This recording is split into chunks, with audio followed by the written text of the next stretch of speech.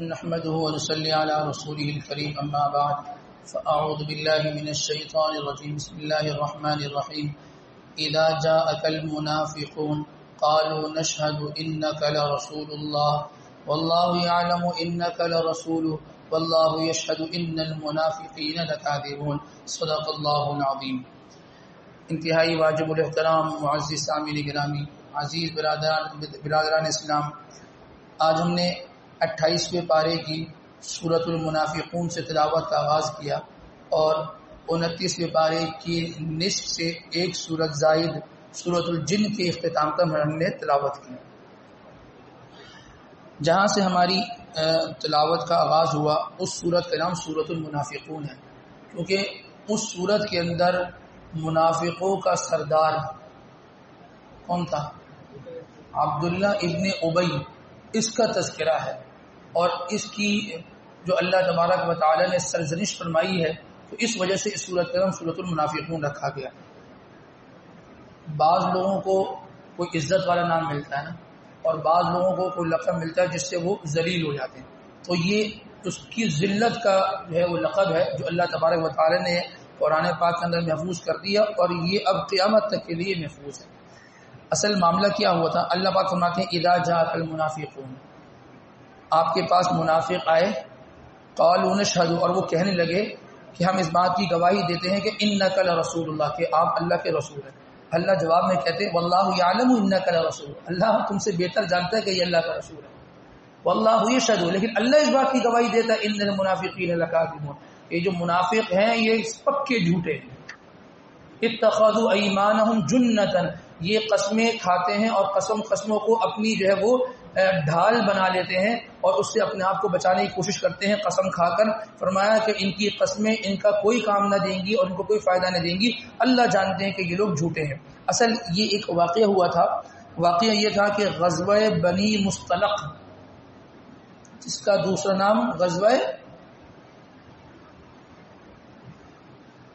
وہ اما عائشہ صدیقہ رضی اللہ تعالیٰ عنہ کا جو واقعہ ہوا تھا، اس واقعے میں اس سفر میں، اس کو غزوہ بنی مصطلق کہتے ہیں نا، اس کی واپسی میں یہ واقعہ ہوا تھا۔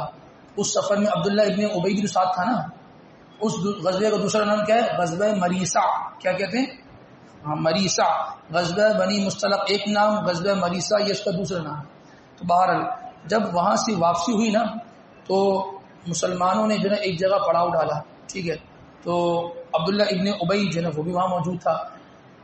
تو اس میں یہ ہوا کہ ایک انصاری صحابی اور ایک مہاجر صحابی، ان کا کسی معاملے میں جھگڑا ہو گیا۔ جب جھگڑا ہو گیا تو زمانے جاہلیت کے نعرے لگنے شروع ہو گئے، تو عبداللہ ابن ابی وہاں موجود تھا۔ تو اس نے کہا کہ تم نے ان مہاجرین کو اللہ بچائے کہ تم نے بڑا سر پہ چڑھایا ہوا، ان کو بہت زیادہ تم نے اہمیت دے دی ہے، اللہ معاف کرے یہ اتنی اہمیت کے قابل لوگ نہیں ہیں۔ کس کو بولا؟ انصاری صحابی کو بولا، مدینے میں رہنے والے کو بولا کہ جو مدینے سے مکے سے ہجرت کر کے مدینہ آئے، تم نے ان کو بہت زیادہ اہمیت دے دی ہے، اللہ معاف کرے یہ اس اہمیت کے جو ہے وہ قابل نہیں تھے اور ان کی ضرورت نہیں تھی۔ اور جب یہ بات کہی اور ساتھ یہ بھی کہا کہ یقولون لئن رجعنا الى المدینۃ لیخرجن الاعز منها الاذل، جب ہم یہاں سے مدینہ لوٹ جائیں گے نا تو مدینہ جا کر ہم عزت والے لوگ ان ذلیل لوگوں کو وہاں سے باہر نکال دیں گے۔ یہ بات حضرت زید ابن ارقم رضی اللہ تعالیٰ نے سن لی۔ جب یہ بات سنی نا تو جا کے اللہ کے نبی کو بتائی، فرمایا کہ اللہ کے نبی یہ عبداللہ ابن ابی نے یہ بات کہی ہے۔ اب جب یہ بات آپ علیہ السلام کے پاس پہنچی تو آپ علیہ السلام بلا لیا، بھائی آجو، تم تو بولتے ہو ہم مسلمان ہیں، فلاں ڈھمکانے، آؤ تم یہ کیا بات کر رہے ہو کہ ہم مدینے جا کر جو نا ہم عزت والے لوگ نعوذ باللہ من ذالک ذلیل لوگوں کو باہر نکال دیں گے، یہ کیا بات ہے؟ تو جب یہ بات کہی گئی تو اس نے فوراً اس بات سے انکار کر دیا کہ ایسا تو نہیں ہے، اور قسمیں کھانے لگ گیا کہ اللہ کی قسم، حضور کی قسم، اور فلانے کی قسم، اور ڈھمکانے کی قسم، ایسا کچھ بھی نہیں ہے، یہ جھوٹ بول رہا ہے، نہیں یعنی یہ صحابی رسول آپ سے جھوٹ بول رہے ہیں ہمارے بارے میں، ایسا کچھ بھی نہیں ہے۔ تو جب یہ بات ہوئی تو اللہ کے نبی نے فرمایا کہ ٹھیک ہے اب جاؤ، تم قسمیں کھا رہو، اب انسان کیا کر سکتا ہے۔ تو اب یہ جو زید ابن ارقم رضی اللہ تعالیٰ نے پریشان ہو گئے، یعنی میں اللہ کے نبی کے سامنے میں جھوٹا بن گیا، کہ میں نے غلط بات آپ تک پہنچائی ہے۔ تو اللہ تبارک و تعالیٰ نے اس صورت کی ابتدائی آیت نازل فرما دی، ٹھیک ہے نا، وہی آگے کہہ رہا تھا نا کہ میں تو اس بات کی گواہی دیتا ہوں آپ اللہ کے رسول ہیں، ہم تو آپ کو رسول مانتے ہیں، ہم تو آپ کی عزت کرتے ہیں، ایسا ہم ہو سکتے اللہ کی قسم ایسا نہیں کر سکتے. وہ اس طرح کی باتیں کر کے چلا گیا. اللہ پاک نے قرآن اتار دیا، فرمایا اذا جاءک المنافقون، جب منافق آپ کے پاس آتے ہیں، قالوا نشهد، وہ اس بات کی گواہی دیتے ہیں کہ انک لرسول اللہ، کہ بے شک اللہ آپ اللہ کے رسول ہیں. واللہ یعلم انک لرسول، اللہ تم سے بہتر جانتا ہے وہ اللہ کے رسول ہیں. ٹھیک ہے جی. واللہ یشهد ان المنافقین لکاذبون، لیکن اللہ اس بات کی گواہی دیتے ہیں کہ جو منافق لوگ ہیں یہ جھوٹے ہیں، یہ جھوٹے ہیں. اتخذوا ایمانهم جنۃ فصدوا عن سبیل اللہ، یہ قسموں کو بطور ڈھال کے استعمال کرتے ہیں تاکہ لوگوں کو دین کی طرف آنے سے روکیں، اللہ کی طرف آنے سے روکیں. تو فرمایا کہ ان کی قسمیں ان کو کسی قسم کا کوئی فائدہ نہیں دیں گی. تو یہ پورا واقعہ تھا جو اس پر یہ آیت نازل ہوئی. نبی آیت نازل ہوئی، اللہ کے نبی نے زید بن ارقم رضی اللہ تعالیٰ کو بلایا، فرمایا کہ بھائی اللہ نے گواہی دے دی کہ تم جو کہہ رہے تھے وہ سچ تھا، اور یہ جو کہہ رہا تھا یہ بدبخت یہ جھوٹ تھا، یہ جھوٹا تھا. اچھا یہ عبداللہ ابن ابی تھا نا، تو یہ تو منافقوں کا سردار تھا. تو ان کے جو صحابزادے تھے وہ تھے، ان کا نام بھی عبداللہ تھا. یہ اس طرح پہچانا جاتا ہے عبداللہ منافق عبداللہ مومن، بیٹا عبداللہ مومن. تو جب بیٹے کو پتہ چلا نا کہ باپ نے یہ بات کہہ دی کہ جو نا ہم جب مکے سے مدینے جائیں گے تو ہم عزت دار لوگ نعوذ باللہ من ذالک ہم ذلیل لوگوں کو وہاں سے باہر کر دیں گے، تو یہ پہنچے اور جو نا اپنے باپ کو جو نا وہ ان کا جو باپ تھا عبداللہ ابن ابی، وہ اونٹ پہ سوار تھا، اونٹ کی مہار پکڑی اور اس کو نیچے بٹھا دیا. اونٹ کو نیچے بٹھایا نا تو اونٹ کی جو پاؤں تھا نا، یہ پاؤں ہوتا ہے یہ گھٹنا، اس پر اپنا پاؤں رکھ دیا نا تاکہ اونٹ کھڑا نہ ہو پائے. کہا کہ بتاؤ کون عزت والا ہے اور کون ذلیل ہے. اللہ کی قسم اگر تم نے اپنی بات سے رجوع نہیں کیا نا تو میں تمہیں نہیں چھوڑوں گا. اور اہل مدینہ تم جانتے ہو کہ میں اپنے باپ کو کتنا فرمانبردار ہوں، لیکن اس معاملے میں کوئی فرمانبرداری نہیں ہے، اس معاملے کو کوئی فرمانبرداری نہیں ہے. مدینے کے دروازے پہ روک دیا اور اونٹ کو اٹھنے نہیں دیا. بولے بتاؤ. تو اس عبداللہ ابن ابی نے کہا کہ میں جو ہے نا وہ عورتوں اور بچوں سے زیادہ ذلیل ہوں، گرا ہوا ہوں، وہ عزت والے لوگ ہیں، میری جان چھوڑ دو، میری جان. اچھا ادھر اللہ کے نبی کو فرمایا کہ اللہ کے نبی یہ عبداللہ مومن نے اپنے باپ کو مدینے کے دروازے پہ روک دیا اور اٹھنے نہیں دے رہا اس کے اونٹ کو. اللہ کے نبی فرمایا اس کو بولے باپ کو چھوڑ دو، باپ کو چھوڑ دو. باہر ادھر اس نے کہا کہ بھئی میں جو ہے نا وہ معافی مانگتا ہوں اور مجھ سے جو زبان سے جملے نکلے کہ نعوذ باللہ من ذالک وہ ذلیل نہیں، میں حقیر فقیر کمتر اور فلاں ڈمکانا، میں عورتوں اور بچوں سے زیادہ حقیر اور ذلیل ہوں، تو بس مجھے چھوڑ دو. تو یہ پورا معاملہ جو نا آپ علیہ السلام کی حیات طیبہ میں جو نا وہ رونما ہوا. اس سے ہمیں ایک سبق ملتا ہے کہ بھائی دین کے معاملے میں نا رشتہ داری دوستی یہ سب ایک طرف. سگا باپ تھا نا، کہہ رہے تھے نا کہ آپ سب جانتے ہو کہ میں اپنے باپ کی اطاعت کر اور فرمانبرداری کرنے میں کتنا آگے ہوں، لیکن اس معاملے میں نہیں. تو بھائی ٹھیک ہے دوستی بہت اچھی ہے، رشتہ داری بہت اچھی ہے، لیکن جہاں دین کا معاملہ ہے نا تو وہاں دین کو ترجیح دینے کی ضرورت ہے، نہ دوستی کو نہ رشتہ داری کو. حضرت سعد ابن ابی وقاص رضی اللہ تعالیٰ عنہ یہ وہ آدمی تھا کہ جس کو اللہ پاک نے بڑا نوازا ہوا تھا. جب ایمان لیا ہے نا تو ان کی والدہ کو پتہ چل گیا، اور ان کی ماں بڑی سخت قسم کی تھی. بعضوں کی امائیں بہت سخت ہوتی ہیں، گھر میں اس طرح چل رہا ہوتا ہے، کسی کے والد صاحب ایکسٹریم پہ ہوتے ہیں، کسی کی اماں ایکسٹریم میں ہوتی ہیں. بہرحال ان کی ماں بہت سخت قسم کی تھی. ان کی ماں نے بولا کہ یہ تم نے کلمہ کیسے پڑھا، تم نے کلمہ کیسے پڑھا؟ تو کہنے لگی کہ جاؤ اس کو بتا دو تمہاری ماں نے کھانا چھوڑ دیا، پینا چھوڑ دیا، تمہاری ماں کسی سائے کے نیچے نہیں بیٹھے گی، دھوپ میں بیٹھی رہے گی پورا دن. اس کو بولا رجوع کر دو، دوبارہ کلمہ چھوڑ کے دوبارہ حالت کفر میں آ جاؤ. تو جب ان کو پتہ چلا تو اللہ کے نبی کے پاس گئے. اللہ کے نبی میری ماں کھانا چھوڑ دیا، پینا چھوڑ دیا، وہ کہتی ہے میں کسی قسم کی سہولت اور جو ہے نا وہ آسانی نہیں لوں گی، میں سائے کے نیچے نہیں آؤں گی، میں دھوپ میں زندگی گزاروں گی، میرا بچہ جو ہے نا وہ کلمہ پڑھے. اللہ نے قرآن اتار دیا. دیکھیے بہت صحیح ہے، انسان بوالدیہ احسانا بوالدیہ حسنا وان جاہداک لتشرک بی ما لیس لک به علم فلا تطعهما. اپنے والدین کے ساتھ حسن سلوک کرو، لیکن جہاں وہ تمہیں شرک کی طرف دعوت دیں فلا تطعهما، تو ان کی بات نہ مانو. دین کے معاملے میں تو باپ اور ماں کی بات نہیں ماننی ہے، ٹھیک ہے جی، لیکن جہاں دین کا معاملہ ہو تو وہاں ماننی بھی ہے. اگر ابا کہتا ہے نا نماز پڑھ لو تو نماز پڑھ لینی چاہیے، ٹھیک ہے نا. اور جہاں کسی کا والد یہ نہیں کہتا ہو کہ بیٹا تم نعوذ باللہ من ذالک تم گالیاں دو، تم برا بھلا کہا کرو لوگوں کو، تم لڑا جھگڑا کرو، تم مسجد سے دور رہا کرو. ہر شخص یہی کہتا ہے کہ میرا بچہ دیندار بن جائے. ہر بچے کی فکر یہ ہوتی ہے، ہر والد کی فکر یہ ہوتی ہے کہ میرا بھائی اور میری اولاد دین سے جڑ جائے، اور اولاد کی فکر یہ ہوتی ہے کہ کسی طریقے سے میں دوستوں سے جڑ جاؤں، میں مسجد سے کٹ جاؤں. میں یہ مولویوں کے چنگل سے نکل جاؤں. تو بھائی ہر چیز میں والدین جو اچھائی کی طرف دعوت دیں تو ان کی بات کو مان لو, اور جہاں وہ دین سے ہٹ کے بات کریں. کبھی کبھار والدین بات کر جاتے ہیں, لیکن وہ جو بات کرتے ہیں نا اس کا جو پس منظر ہوتا ہے نا, ان بیچاروں کو اس کی سمجھ نہیں ہوتی. بعض اوقات اماں ایسی بات کر جاتی ہیں کہ ان کو پتہ ہی نہیں ہوتا کہ جی شریعت میں اس چیز سے منع کیا گیا ہے, اور اماں کہتی ہیں اسے کر لو. اب بچہ اگر تھوڑا سا دیندار اور عالم دین ہو تو پھر اماں کی خیر نہیں ہے. اماں پر فتوی کفر لگا کے گھر سے باہر نکلتے ہیں. اماں تم تو دار اسلام سے خارج ہو, میں آ رہا ہوں, کلمہ پڑھ لینا, دوبارہ سے وضو کر کے تمہیں کلمہ پڑھاؤں گا. طریقے سے بات سمجھائیں. دیکھیں امی طریقہ یہ ہے, ابا طریقہ یہ ہے, میں نے فلاں مولانا صاحب سے پوچھا ہے, فلاں مفتی صاحب سے پوچھا ہے. ان تک وہ دین کی اویئرنیس نہیں پہنچی ہوتی اس معاملے میں, تو ان کو اویئرنیس جو ہے نا وہ مہیا کرنا یہ ہمارا کام ہے. فتوی لگانا یا ان کو یہ بات کہہ دینا کہ جی آپ کا تو دین سے کوئی تعلق ہی نہیں ہے, آپ تو دھوکے میں پڑے, آپ کو گمراہی کے اندر ہے, آپ تو ضلالت کے اندر ہے, اس طرح دین نہیں پھیلتا. بڑے طریقے سے محبت سے ان کی اس جو غلط فہمی کو انسان دور کر دے. اس کے بعد اللہ پاک فرماتے ہیں یا ایھا الذین آمنوا لا تلھکم اموالکم ولا اولادکم عن ذکر اللہ. یہ وہ لوگ جو اللہ اس کے رسول پر ایمان لائے کہ تمہارا مال اور تمہاری اولاد تمہیں جو ہے نا وہ ہلاکت میں نہ ڈال دے, اس طور پر کہ تم اللہ کے ذکر سے اعراض کرو. بیوی بچوں کی فکر ہونی چاہیے, ان کی کھانے پینے کی فکر کرنا یہ عین عبادت ہے, ٹھیک ہے نا. لیکن صرف یہی عبادت نہیں ہے. انسان نماز کو چھوڑ دے, انسان کاروبار میں ہی لگ جائے, انسان مسجد سے کٹ جائے, انسان قرآن سے کٹ جائے, اور یہ کہہ دے کہ جی میرے بچے ہیں ان کو میں نے پالنا ہے. یہ جو جتنے جانور ہیں نا, جتنے جانور سب کی اولادیں ہوتی ہیں, ٹھیک ہے نا, سب کی اولادیں ہوتی ہیں. رائے میں حضرت مولانا جمیل صاحب وہاں کے جو نا وہ امام تھے, اللہ ان کی مغفرت فرمائے. تو ان سے میں نے یہ بات سنی خود. ہم ایک دن صبح ناشتے میں ان کے ساتھ بیٹھے تھے, فرمانے لگے کہ یہ جو بچے پالنا ہے نا, اولادیں پالنا, یہ کوئی کمال نہیں, یہ تو جانور بھی پال دیتے ہیں, ٹھیک ہے نا. اصل یہ ہے کہ اولادوں کو پالتے پالتے اللہ کو راضی کرتے ہوئے زندگی گزار دینا, اصل یہ کمال ہے. اولادیں تو سب کی پل جاتی ہیں, انسان بھی اگر اولاد پال رہا ہے تو کون سا کمال کر دیا, ٹھیک ہے. اصل یہ ہے کہ اولادوں کو پالتے پالتے اللہ کو راضی کرتے ہوئے پوری زندگی گزار دینا, یہ اصل کمال کی چیز ہے, اور اسی میں انسان لگے رہے. ابھی فرمایا وَأَنفِقُوا مِمَّا رَزَقْنَاكُمْ, خرچ کرو اس میں سے جو ہم نے دیا ہے. اللہ نے 100 روپے دیے مثال کے طور پر, اسی میں سے تم 2.5% دے دو, 3% دے دو, 4% دے دو, صدقہ دے دو. اللہ ہمارے جو دیا ہے ہم نے دیا, اسی میں سے ہمیں کچھ دے دو, بس ختم. فرمایا وَأَنفِقُوا مِمَّا رَزَقْنَاكُمْ, خرچ کرو اس میں سے جو ہم نے تمہیں دیا ہے, مِن قَبْلِ أَن يَأْتِيَ أَحَدَكُمُ الْمَوْتُ, قبل اس کے کہ موت آ جائے.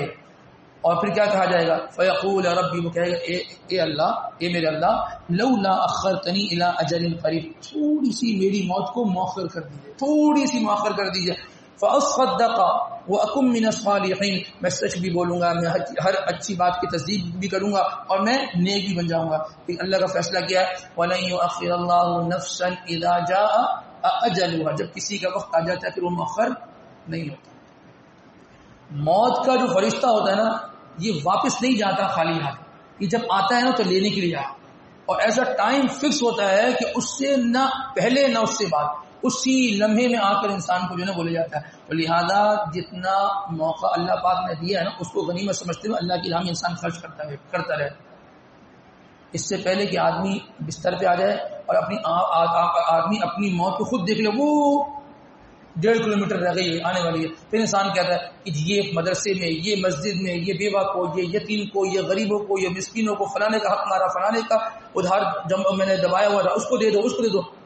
اس وقت نہیں فائدہ ہوتا دینے کا. اصل کیا ہے, آپ علیہ السلام سے پوچھا گیا, اے نبی آپ فرمائیے کہ بتائیے کہ سب سے افضل صدقہ کیا ہے. آپ نے فرمایا کہ وہ صدقہ جو صحت کی حالت میں دیا جائے, صحت کی حالت میں دیا جائے, اور ایسی حالت میں دیا جائے جس وقت میں انسان کو مال سے محبت ہو, ٹھیک ہے. جب مال سے محبت ہے, صدقہ نکالنا بہت مشکل ہوتا ہے. جب آدمی کو پتہ لگ گیا نا کہ جی ڈاکٹر صاحب نے کہہ دیا ہے کچھ بھی نہیں ہے اندر, آپ لے جائیں, آدمی کہتا ہے کہ یہ مال اب کس کام کا, اور جی اب دے دو. اب وہ صدقے کا درجہ اس کو مرتبہ حاصل نہیں ہوگا, اب اس کو وہ صدقے کا درجہ حاصل نہیں ہوگا کہ جو حالت صحت کے اندر, اور اس وقت میں جب مال سے محبت ہوتی ہے جو اس وقت صدقہ کرنے سے انسان کو حاصل ہوتا ہے. تو لہذا موت کو انسان اپنی آنکھوں سے دیکھے, اس سے پہلے انسان جو ہے نا وہ کیا کر دے, اللہ کی راہ میں اپنے مال کو صدقہ کر دے. اور ایک بات ہم یہ بھی ذکر کر دیں, لوگ آتے ہیں یہ پوچھتے ہیں کہ امام صاحب ہمارے والد صاحب کا انتقال ہو گیا، آپ بتائیں ہم 3 بھائی بہن ہیں اور یہ ہیں وہ ہیں، بتائیں وراثت کیسے تقسیم ہوگی؟ کوئی یہ نہیں آیا یہ کہتا کہ آپ بتائیں کہ ابا چلے گئے اتنا مال چھوڑ کے گئے، ہم اللہ کے راستے میں ابا کی بخشش اور مغفرت کے لیے کتنا خرچ کرتے ہیں، ابا کا مال کیسے تقسیم ہو جائے یہ بتا دو، ابا کو قبر میں سکون مل جائے یہ کیسے ہوگا، یہ نہیں پوچھتا کوئی نہیں پوچھتا۔ تو لہذا میری زندگی ہے نا، میں اپنی زندگی میں اپنی آخرت کی تیاری خود کر لوں، بعد میں کوئی نہیں پوچھتا، بعد میں حساب و کتاب لگ رہا ہوتا ہے کیلکولیٹر لے کر کہ اتنے لاکھ تمہارے ہو گئے، اتنے لاکھ میرے ہو گئے، اتنے مجھے دے دو اور اتنے تم رکھ لو، بس ختم۔ اب ابا کا کیا ہے؟ ابا کے لیے قل واللہ احد ہے بس، جس پہ نہ پیسہ خرچو نہ کچھ خرچو، اور سال کے بعد مدرسے کے بچوں کو بلا کے کچھ پڑھوا دو اور ان کو سموسے کھلا کے واپس کر دو، بس ختم۔ یہ دین ہو گیا ہمارے یہاں، یہ ابا کی بخشش کرنے کا آسان سا طریقہ ہے، ماڈرن طریقہ، یہ طریقہ ہے۔ تو لہذا بعد میں کوئی یاد نہیں رکھتا، میں ایک مدرسہ قائم کر دوں نا، میں ایک مسجد کے اندر کچھ پیسہ لگا دوں نا، میں کسی جو ہے نا یتیم کے گھر کے اندر جو ہے نا ویسی ترتیب بنا دوں کہ ان کے لیے کوئی سسٹم جو ہے وہ چل جائے رزق اور روزی کے معاملے کے اندر، یہ ترتیب کر دیں تو یہ زیادہ اچھا ہے، اور بعد والوں کے اوپر انسان اعتماد کرے کہ میرے بچے بڑے نیک ہیں اور وہ جو ہے نا انشاءاللہ مجھے نہیں بھولیں گے، بالکل نہیں بھولیں گے، لیکن قل واللہ کے ذریعہ رکھیں گے، مال نہیں خرچ کریں گے کہ میں ایسی جگہ مال انویسٹ کر دوں کہ میرے والد صاحب کو اس کا ثواب ملتا رہے، یہ مجھے خود کر کے جانا پڑے۔ اس میں انسان جو ہے نا تھوڑا سا اس معاملے میں تھوڑا سیریس ہو جائے۔ اس کے بعد اللہ تبارک و تعالیٰ سورۃ التحریم ذکر فرماتے، تحریم یہ حرمت سے، حرام سے، فرمایا یا ایھا النبی، اے نبی صلی اللہ علیہ وسلم، لم تحرم ما احل اللہ لک، جس چیز کو اللہ نے حلال کیا آپ اس کو حرام کیوں فرماتے ہیں؟ تبتغی مرضات ازواجک، آپ اپنی بیویوں کی جو ہے نا وہ رضامندی کو چاہتے ہیں، اللہ غفور رحیم، اللہ مغفرت فرمانے والا ہے اور رحم فرمانے والا ہے۔ اصل یہ واقعہ کیا تھا، لیکن آپ علیہ الصلوۃ والسلام کا یہ معمول تھا، آپ عصر کی نماز کے بعد اپنی ازواج مطہرات کے گھروں میں جایا کرتے تھے اور سب سے ملاقات فرما کر پھر جو ہے وہ اپنے مسجد میں مغرب کے لیے آ جایا کرتے تھے، عصر کے بعد سب کے گھر پہ جایا کرتے تھے بہرحال، اور جس کے گھر میں رات گزارنی ہوتی تھی نا وہاں کب چلے جاتے تھے؟ مغرب کے بعد پھر کیا ہوتا تھا، وہ قرب و جوار کی جو خواتین ہوتی تھیں وہ آتی تھیں اور پردے میں درمیان میں پردہ ہوتا تھا، اس طرف خواتین بیٹھی، یہاں اللہ کے نبی بیٹھے ہوئے، جو انہوں نے باتیں پوچھنی ہوا کرتی تھی وہ باتیں پوچھ کر جو ہے وہ چلی جایا کرتی تھی، پردے کے بغیر معاملات نہیں ہوتے۔ بعض روایت موجود ہیں، بعض یہ سیرت میں چیزیں موجود ہیں جن کے پاس اللہ کے نبی نے رات گزارنی ہوا کرتی تھی، جن زوجہ مطالعہ کے بعد وہاں مغرب کے بعد چلے جایا کرتے، اور سب کو پتا ہوتا تھا کہ اللہ کے نبی آج یہاں رات گزاریں گے، تو جو محلے کی جو خواتین ہوتی ہیں جنہوں نے اللہ کے نبی سے کوئی بات پوچھنی ہوتی تھی، کوئی مسئلہ ہوتا تھا، وہ مغرب کے بعد آ کر اللہ کے نبی سے پردے میں جو ہے نا وہ پوچھ لیا کرتی تھی۔ اگر کسی نے بیعت لینی ہوتی تھی اللہ کے نبی سے تو وہ یہی طریقہ ہوتا تھا کہ مغرب کے بعد آتی تھی اور پردے کے اندر جو معاملات ہوتے ہیں وہ وہاں ہوتی تھی اور یہاں ہوتی تھی، یہ معاملات ہو جاتے تھے۔ کہ جو دین کا کام ہو رہا ہوتا ہے نا اور خواتین کو رو برو بیٹھ کے دین کی محنت ہو رہی ہوتی نا، یہ دین کی محنت نہیں ہو رہی تھی، یہ شیطان کے کام کی محنت ہو رہی ہوتی۔ کتنے بڑے علامہ صاحب کیوں نہ ہو اور کتنے ہی جو ہے نا وہ پیر صاحب ہی کیوں نہ ہو، وہ اگر رو برو علاج فرما رہے نا تو ان سے کہہ دیا جائے کہ آپ جو ہے جتنی بڑی تسبیح لے کے بیٹھے اتنا بڑا دھوکہ دے رہے ہیں آپ لوگ، دھوکہ ہے یہ۔ اور گھر کی خواتین کو یہ بات بتا جائے، مرد پھر بھی سمجھ جاتے ہیں، خواتین کو بات بتا دی جائے، کبھی مسئلہ پھنس جاتا ہے نا تو ایسوں کے پاس چلے جاتی ہیں کہ جو جہاں نہ پردے کا ماحول ہوتا ہے نہ کچھ ماحول ہوتا ہے، اور یہ کہتے ہیں کہ جی یہ بابا جی ہیں، ان کو اللہ نے یہ بہت پہنچے ہیں، واقعتاً یہ بہت پہنچے ہیں، لیکن کہاں پہنچے ہیں اس کے فیصلہ جو ہے نا وہ ہم نے خود کرنا ہوگا، وہ کہیں اور پہنچے ہیں۔ بہرحال تو اصلاح کا طریقہ وہی ہے جو محمد رسول اللہ صلی اللہ علیہ وسلم نے جو ہے اصلاح کا طریقہ جو ہے وہ نافذ کیا، بس ویسی اصلاح ہوگی۔ میں اصلاح کے لیے کوئی نئے طریقہ نکالوں نا کبھی بھی فائدہ نہیں ہوگا، وہ طریقہ جو حضور کا طریقہ ہے اس میں جو نور ہے نا، اس میں جو طاقت ہے وہ طاقت کسی اور چیز میں نہیں ہے۔ بہرحال تو آپ علیہ السلام جو ہے نا وہ عصر کے بعد اپنی ازواج مطہرات سے ملاقات کے لیے جایا کرتے تھے۔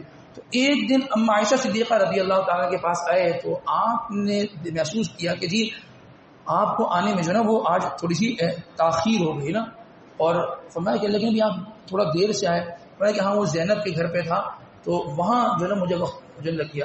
بیوی چاہے نبی کی ہو یا کسی اور کی بیوی ہو، ہر شخص کی بیوی وہی چاہتی ہے کہ میرا شوہر سب سے زیادہ وقت مجھے دے، اور یہ تو حضور تھے ہر بوی چاہتی تھی کہ بس میں ہی ان سے جو ہے استفادہ کرتے رہوں، ٹھیک ہے نا، جیسے ہر صحابی چاہتا تھا کہ میں حضور سے مکمل جو نا وہ 24 گھنٹے ان سے استفادہ کرتے رہوں، حضور سے جدا ہی نہ ہوں بہرحال۔ تو انہوں نے فرمایا کہ اے اللہ کے نبی میں یہ محسوس کرتی ہوں کہ آپ کے منہ سے نا مغافیر کی جو نا بو آ رہی ہے۔ مغافیر جو نا وہ ایک قسم کی جڑی بوٹی ہوتی ہے، گوند سی ہوتی ہے، تو اس کی بو آ رہی ہے۔ تو فرمایا کہ ہاں میں زینب کے گھر میں تھا تو زینب نے جو نا مجھے وہاں پر شہد جو ہے نا وہ پیش کیا تھا، میں نے شہد استعمال فرمایا، تو اس میں ممکن ہے کہ جس مکھی کا وہ شہد وہ مغافیر پر بیٹھی ہو تو جس سے وہ مغافیر کی بو شہد میں آئی ہو اور وہ مستقل آ گئی ہو۔ آپ علیہ السلام یہ منہ کی بو کے معاملے میں بڑے جو ہے نا وہ احتیاط فرمایا کرتے تھے۔ کیوں؟ جبرائیل علیہ السلام آیا کرتے تھے، وہ آپ سے ہم کلام ہوتے تھے، اور فرشتے تاکہ فرشتوں کو تکلیف نہ ہو۔ اور ہمارے منہ سے اگر سگریٹ کی اور پتہ نہیں کس چیز کی بو آ رہی ہو، اس کا کیا ہوگا؟ پھر فرشتے آئیں گے ہمارے قریب، وہ کس طریقے سے آئیں گے پھر؟ تو لہذا منہ کی صفائی کا غیر معمولی اہتمام کر لینا چاہیے۔ مسواک رکھ لے آدمی اور مسواک کیا کرے، دن میں 5 مرتبہ نماز پڑھتا ہے، 5 مرتبہ کرے، سنت بھی ادا ہو جائے گی، صفائی بھی ہو جائے گی۔ تو اللہ کے نبی نے فرمایا کہ اچھا، تو اس طرح کی بات ہوئی۔ اچھا، یہ اما عائشہ صدیقہ رضی اللہ تعالیٰ نے جو نا وہ یہ بات جو نا اللہ کے نبی یہاں سے فارغ ہو کے جو نا حضرت حفصہ رضی اللہ تعالیٰ کے پاس گئے تو ان کو بھی فرمایا کہ دیکھو اللہ کے نبی تمہارے پاس آئیں گے تو تم بھی یہ چیز محسوس کرو گے، تو اللہ کے نبی سے فرما دینا کہ آپ کے منہ سے نا مغافیر کی بو آ رہی ہے۔ تو وہاں گئے تو حضرت حفصہ رضی اللہ تعالیٰ نے بھی فرمایا کہ اللہ کے نبی آپ کے منہ سے مغافیر کی بو آ رہی ہے۔ تو آپ نے بھی ذکر کیا، میں زینب کے پاس گیا تو وہاں شہد کھایا تھا، تو شاید اس میں مکھی اس پہ بیٹھی ہو باہر، تو وہاں اللہ کے نبی نے فرما دیا کہ جو نا بس میں اس بات کی نیت کرتا ہوں کہ آئندہ کے بعد میں شہد استعمال نہیں کروں گا۔ اور یہ بھی فرما دیا کہ یہ جو بات ہے نا یہ اپنے تک رکھنا، جس کو بولا حضرت حفصہ رضی اللہ تعالیٰ سے فرمایا کہ یہ بات اپنے تک رکھنا، یہ بات یہاں سے باہر نہ نکلے، اور یہ بات زینب کو پہنچ جائے گی نا تو اس کو تکلیف ہو۔ دیکھیے بیوی کی تکلیف کا کتنا اندازہ تھا، وہ خیال تھا کہ ان کو پہنچے گا، وہ کہیں گے اچھا اللہ کے نبی نے میری یہاں جو نا وہ شہد استعمال کرنا ہے، پھر بعد میں نیت کر لی کہ میں اب شہد کبھی نہیں کھاؤں گا، تو ان کو تکلیف ہوگی، میں کہ یہ بات باہر نہیں کرنا باہر۔ تو اللہ کے نبی یہاں سے نکلے تو حضرت حفصہ رضی اللہ تعالیٰ نے یہ حضرت اما عائشہ صدیقہ رضی اللہ تعالیٰ کو بتا دیا کہ اللہ کے نبی سے میں نے ذکر کیا آپ کے منہ سے مغافیر کی بو آ رہی ہے، تو جو ہے نا معاملہ یہ ہے کہ اللہ کے نبی نے پھر قسم کھا لی کہ میں اب شہد استعمال نہیں کروں گا۔ اچھا، جب وہ جو ہے نا یہ معاملہ بتا دیا تو اللہ تبارک و تعالیٰ نے قرآن اتار دی کہ حفصہ نے یہ بات عائشہ کو بتا دی۔ اللہ کے نبی نے حفصہ رضی اللہ تعالیٰ کو بلا لیا کہ میں نے تم سے بات ذکر کی تھی کہ یہ بات اس کمرے سے باہر نہیں جانی چاہیے، تو یہ ادھر کیسے پہنچی بات؟ تو وہ کہنے لگی کہ اللہ کے نبی آپ بتائیں کہ آپ کو کس نے بتایا؟ تو انہوں نے فرمایا قال نبأنی اللہ علیم الخبیر، مجھے اس نے جو ہے اس بات کی خبر دی ہے کہ جو ہر چیز کو جاننے والا ہے اور ہر چیز کی خبر رکھنے والا ہے، اللہ نے مجھے اس بات کی جو ہے وہ خبر دی ہے۔ بہرحال اس موقع میں اللہ تبارک و تعالیٰ نے یہ آیت نازل فرمائی، یا ایھا النبی، اے نبی، لم تحرم ما احل اللہ لک، اس چیز کو اللہ نے حلال کیا آپ اس کو حرام کیوں کرتے ہیں؟ تب تغی مرضات ازواجک، آپ جو ہے نا اپنی زوجہ مطہرات کی آپ خوشی کو اور ان کی آپ جو ہے نا رضا کو چاہتے ہیں، واللہ غفور رحیم، اللہ مغفرت کرنے والا ہے۔ تو لہذا آپ اس طریقے سے نہ کیجیے کہ ایک حلال چیز کو آپ حرام نہ کیجیے۔ تو ہمیں بھی بہت بڑا سبق یہ ملتا ہے، جو چیزیں اللہ نے ہمارے لیے حلال رکھی ہیں اس کو انسان حلال یعنی حلال ہی سمجھے۔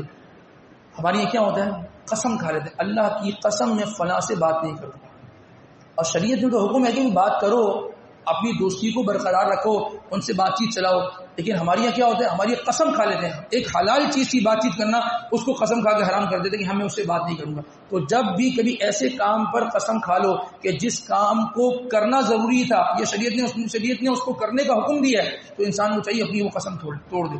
حلال جو چیزیں ہوتی ہیں نا ان پر انسان قسم نہ کھائے کہ میں یہ استعمال نہیں کروں گا۔ ہاں ہوتا کیا ہے، جو حرام ہے جس میں اللہ نے منع کیا اس کو استعمال نہیں کرنا، ہم اس کو استعمال کریں۔ حلال سے اتنا دور ہو جاتے کہ بس، اور حرام کے اتنے قریب ہو جاتے ہیں کہ ایسے لگتا ہے کہ جیسے یہ حلال ہے۔ تو جو شریعت محمد رسول اللہ صلی اللہ علیہ وسلم لے کر آئے ہیں، بس اسی شریعت کو سامنے رکھتے ہوئے انسان نے کیا کرنا ہوگا، زندگی گزارنی ہوگی۔ اس کے بعد اللہ تبارک و تعالیٰ فرماتے ہیں، یا ایھا الذین آمنوا، اے وہ لوگوں جو اللہ اس کے رسول پر ایمان لائے، قوا انفسکم، اپنے آپ کو بچاؤ، واہلیکم، اور اپنے اہل خانہ کو بچاؤ۔ کس چیز سے بچاؤ؟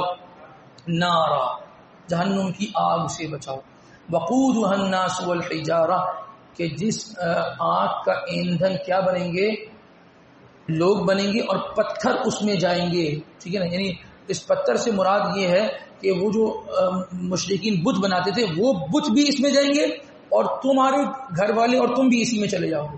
تو کیا کرو, اپنے گھر والوں کی فکر کرو.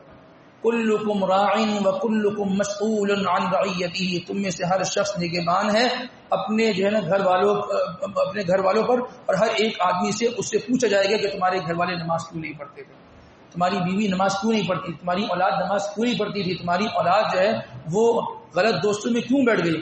اولاد کو ٹائم دینا یہ والدین کی ضرورت ہے, ٹھیک ہے نا, کیونکہ اولاد اگر صحیح جو ہے نا وہ روش پہ آئے گی, صحیح چلے گی, تو والدین کو سکون ملے گا. اور اولاد کی بھی ضرورت ہے کہ والد اس کو وقت دے. بہت سارے گھرانوں میں ایسا ہوتا ہے کہ بچوں کو گھر کے مصروفیات کی وجہ سے والدین نظر انداز کر دیتے ہیں. دیکھیں ہر آدمی کو کوئی نہ کوئی دوست چاہیے ہوتا ہے, ٹھیک ہے نا.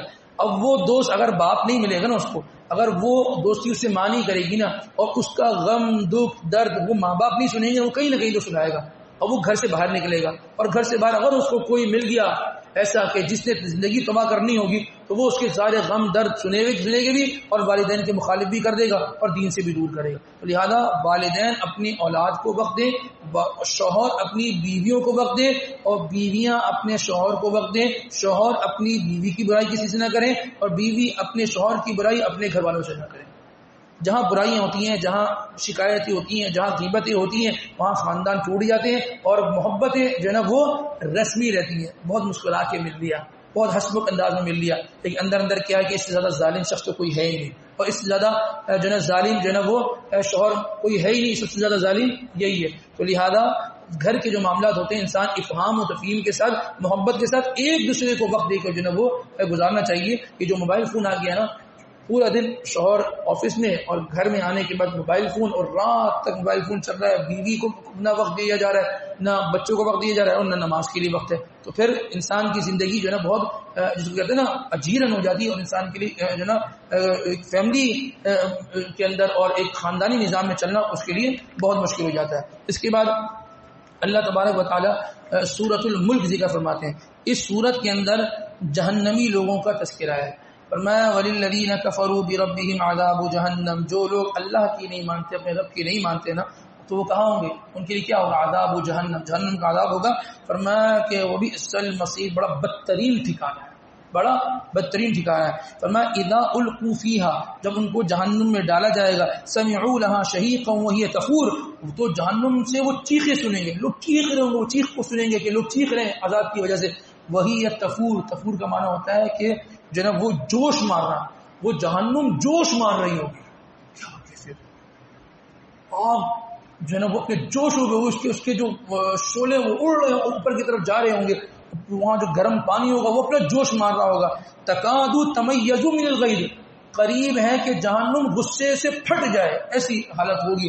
کلما القی فیہا فوج, جب اس میں کسی نہ کسی جماعت کو ڈالا جائے گا, سألہم خزنتها الم یأتیکم نذیر, تو اس سے جو ہے نا وہ جہنم کا داروغہ پوچھے گا کہ تمہارے پاس کوئی ڈرانے والا نہیں آیا تھا, نہ تمہیں کوئی بتانے والا نہیں آیا تھا. وہ کہے گا قالوا بلا, ہاں آئے تھے, لوگ ہمیں سمجھاتے تھے کہ دین پر چل لو کامیاب ہو جاؤ گے, لیکن کیا ہوا, ہم نے کیا کیا, فکذبنا, ہم نے ان کی بات کو نہ مانا, ان کو جھٹلا دیا. وقلنا ما نزل اللہ من شیء, ہم کیا کہتے تھے, اور جی اللہ نے کوئی ایسی بات نازل نہیں کی. یہ سب مولوی کی بتائی بات ہے. ما نزل اللہ من شیء, اللہ نے کچھ نازل نہیں کیا, یہ سب ایوی بس بناوٹی باتیں ہیں.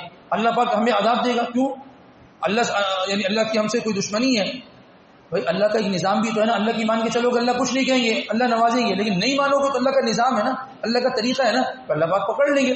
تو فرمایا, تو وہ کہیں گے کہ ہم یہ کہتے تھے کہ او بھائی اللہ نے کچھ نازل نہیں کیا. کہیں گے ان انتم الا فی ضلال کبیر, وہ جو داروں کا کہیں گے تم بڑی گمراہی کے اندر موجود تھے اور بڑے گمراہ تھے. وہ کہیں گے وقالوا لو كنا نسمع او نعقل ما كنا فی اصحاب السعیر, کاش کہ ہم بات کو سن لیتے, او نعقل, بات کو سمجھ لیتے, ما كنا فی اصحاب السعیر, آج ہم جہنم کا جو نا ایندھن نہ بنے ہوتے, جہنم میں جو نا وہ نہ جا رہے ہوتے. فرمائیں, وہ کہیں گے فاعترفوا بذنبهم, اپنے گناہوں کا اعتراف کریں گے. فسحقا لاصحاب السعیر, اور پھر فرمایا کہ پھٹکار ہے ان دوزخ و دوزخی لوگوں پر کہ وہ دوزخ میں جا کر اس دوزخ کے عذاب کو جو ہے وہ جب سہیں گے تو ان کے لیے پھر کوئی بھاگنے کا راستہ نہیں ہوگا. تو بہرحال جس جہنم کو آج سن رہے ہیں نا, اللہ سے دعا کرتے ہیں اللہ کبھی اس کا سامنا نہ ہو.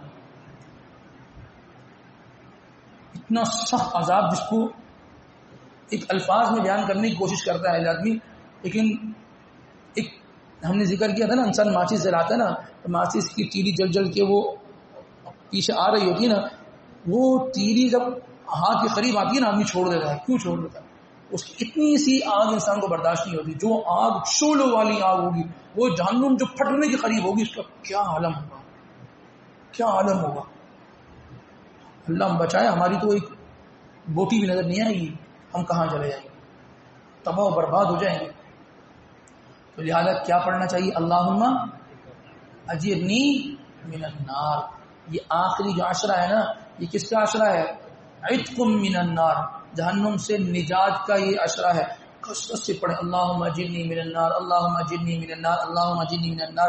بعض لوگ پوچھتے ہیں کہ اللہم اجرنا پڑھیں اجرنی پڑھیں. دیکھیں اجرنی اور اجرنا میں فرق یہ ہے، اجرنی جہاں پر یا آ رہا ہے نا، اس کا مطلب ہے یا اللہ مجھے، اپنے لیے بات کر رہا ہوتا ہے، یا اللہ مجھے جہنم کی آگ سے بچائے. اور جہاں اجر نہ آ رہا ہوتا ہے، الف آ رہا ہوتا ہے، یا اللہ ہم سب کو جو ہے نا جہنم کی آگ سے بچائے. تو ظاہر سی بات ہے جب انسان جہنم سے بچنے کی بات کر رہا ہے تو اپنے گھر والوں، اپنے محلے والوں، سب کی دعا کرے اللہم اجرنا من النار، کہ اللہ تو ہمیں جہنم کی آگ سے بچا لے، جہنم کی آگ سے بچا لے.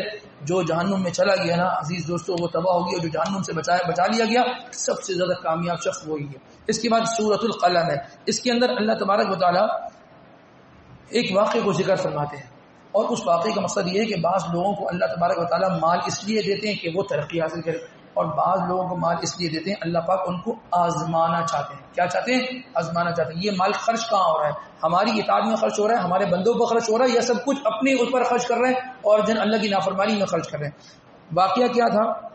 اللہ پاک فرماتے ہیں انا بلوناہم کما بلونا اصحاب الجنہ، ہم نے ان کو ایسا آزمایا جیسے کہ ہم نے باغ والوں کو آزمایا. یمن کا ایک شہر ہے صنعاء، ٹھیک ہے، اور وہاں ایک جگہ ہے ذروان نامی جگہ، ذروان. تو اس میں ایک آدمی تھا، اس کا باغ تھا. اس کی ترتیب یہ ہوتی تھی جب باغ کی کٹائی کرتا تھا نا تو اس میں سے غریبوں کا ایک حصہ نکالتا تھا نا، غریبوں کا حصہ نکالتا تھا. اللہ کی شان کہ وہ آدمی انتقال کر گیا. اب جب انتقال کر گیا تو اس کی جو اولادی تھی انہوں نے کہا تو ابا کون تھے؟ بے وقوف. ابا کون تھے؟ ابا کو کیا عقل تھی؟ سارا کا سارا اٹھا کے جو غریبوں کو دیتے تھے، سارا اٹھا کے، کچھ اٹھا کے پھپھی کو دے رہے ہیں، کچھ اٹھا کے چاچو کو دے رہے ہیں، کچھ چاچی کو دے رہے ہیں، کچھ جو ہے نا وہ تایا کو دے رہے ہیں، اور پیچھے سے ساری فیڈنگ امی کی ہوتی ہے کہ یہ دیکھو تمہارے ابو نے جو ہے نا ان کو اتنے پیسے دے دیے، ان کو اتنے پیسے دے دیے. بہرحال تو جب یہ بات ہوئی نا تو ان کا ابا کو عقل نہیں تھی، ابا سارا اٹھا کے دے دیتے تھے. ہم کیا کریں گے؟ ہم اقسموا لا يصرمنها مصبرا، جب اس بات پر قسم کھائی کہ ہم صبح صبح جائیں گے اور ہم جو ہے اپنی کھیتی کا پھل کاٹیں گے، ولا يستثنون، غریبوں کو نہیں دیں گے، غریبوں کو نہیں دیں گے. تو اچھا ٹھیک ہے. اللہ پاک فرماتے ہیں جب صبح ہوئی نا تو صبح ہونے کے بعد وہ فتنادوا مصبحین، ایک دوسرے کو آواز دینے لگے کہ چلو چلو چلو چلو نکلو جلدی چلو. کہاں چلنا ہے؟ وہ کھیتی کاٹنے کے لیے چلنا ہے. ان غدوا علی حرثکم ان کنتم صارمین، چلو صبح صبح نکلتے ہیں اور کھیتی کاٹنے کے لیے چلتے ہیں. فانطلقوا، وہ نکلے اور وهم یتخافتون، اور بڑے ڈر رہے تھے. کیوں ڈر رہے تھے؟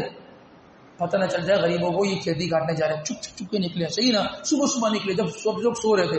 اور کیا کہنے لگے؟ اللہ يدخلنها اليوم علیکم مسکین، آج جو ہے ہمارے پاس کوئی مسکین نہ آ جائے اور کوئی مانگنے والا نہ آ جائے. وغدوا على حرد قادرین، اور کیا ہے بڑے زوروں میں تیز تیز چلتے رہے کہ جلدی ہم وہاں پہنچ جائیں. فلما رأوها، جب جو ہے نا وہ اپنے باغ کو پہنچے نا تو کہنے لگے قالوا انا لضالون، اوہ شاید ایسا ہے کہ ہم نا راستہ بھول گئے، ہم راستہ بھول گئے. لیکن یہ کئی بھائی تھے تو بعض بھائی نے بولا نہیں ہم شاید اندھیرے میں آئے نا، صبح صبح جلدی میں آئے، شاید راستہ بھول گئے. تو دوسرے نے کہا کہ نہیں بل نحن محروم، ہم محروم ہو گئے، ہم محروم ہو گئے. جو باغ تھا نا وہ ایسا ہو گیا نا جیسے کٹا ہوا بھوسا ہوتا ہے نا، ایسا باغ پڑا ہوا تھا. لیکن اس نے کہا نہیں ہم راستہ نہیں بھولے، ہم پہنچے صحیح جگہ ہیں. بس جو ہماری نیت تھی نا اللہ پاک نے اس نیت پہ ہمیں یہ دکھا دیا کہ اللہ نے سب کچھ ختم کر دیا. اور اس میں جو درمیان والا بھائی تھا قال اوسط درمیان والا بھائی کہنے لگا الم اقول لكم لولا تسبحون، میں تمہیں کہتا تھا نا کہ غریبوں کا حق نکال دو. ایک بھائی ہوتا ہے جو آخر میں کہہ جاتا ہے، میں سمجھا رہا تھا نا، میری بات سمجھ میں نہیں آ رہی تھی نا، اب دیکھ لیا. میں تمہیں کہتا تھا نا کہ اس طرح جو نا وہ نہ کرو. فاقبل بعضهم على بعض يتلاومون، جب وہاں سے لوٹے تو ایک دوسرے کو ملامت کر رہے تھے. تم نے کہا تھا کہ نہیں دو، ابو بے وقوف ہیں، ابو غلط کرتے تھے، تمہاری ابو کہتے تم بھی یہ کرتے تھے.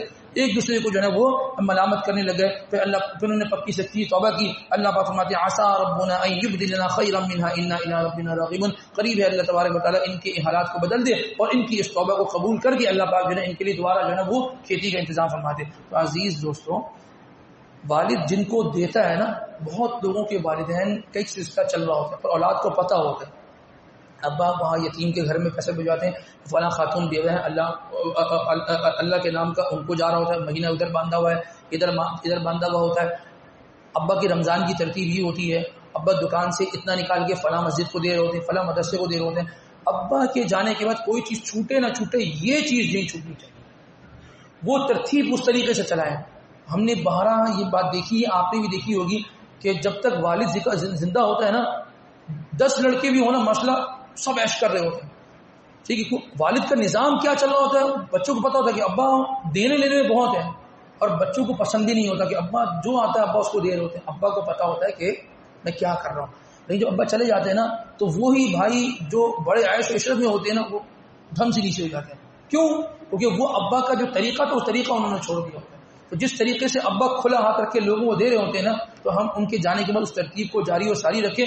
جس طریقے سے اللہ ابا کو دے رہا تھا اور ابا آگے دے رہے تھے نا، اور ابا کے جانے کے بعد اگر ہم بھی لوگوں کو اس طریقے سے دے رہے رہیں گے، ہم آگے دیں گے، اللہ ہمیں دیتا رہے گا. یہ سلسلہ سرکل چلتا رہے گا اور معاملات جو ہے نا وہ آگے کو نکل جائیں گے. اللہ تبارک و تعالی ہمیں ان تمام طلباتوں پر کہنے سننے کے ساتھ عمل کی توفیق نصیب فرمائے. وآخر دعوانا الحمدللہ رب العالمین.